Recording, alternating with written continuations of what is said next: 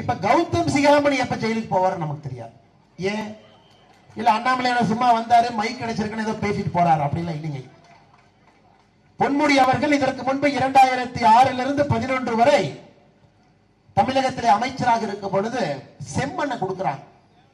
செம்மண்ணை முறைகேடாக கொடுத்ததற்காக அவர் மீது வழக்கு பதிவு செய்யப்பட்டிருக்கிறது. அதிலே கௌதம் சிகாமணி ஒரு குற்றவாளி. பொன்முடி ஐயாக்கு ஒரு தீர்ப்பு வந்துருச்சு. இந்த தீர்ப்பு வந்ததுன்னா கள்ளக்குறிச்சிக்கு வேகமா தேர்தல் நடத்த வேண்டி வருமாற்று. எப்படிப்பட்ட எம்பி இல்ல ஏற்காடுலாம் ஏறி இருக்கிறாங்க. ஏன் மலை ஏறி வந்திருக்கிறாரா, பார்த்திருக்கிறாரா, உடலாம் பேசி இருக்காருங்களா? ஐயா இந்த முறை இதை மாத்தணுங்க ஐயா, மாத்தணும்.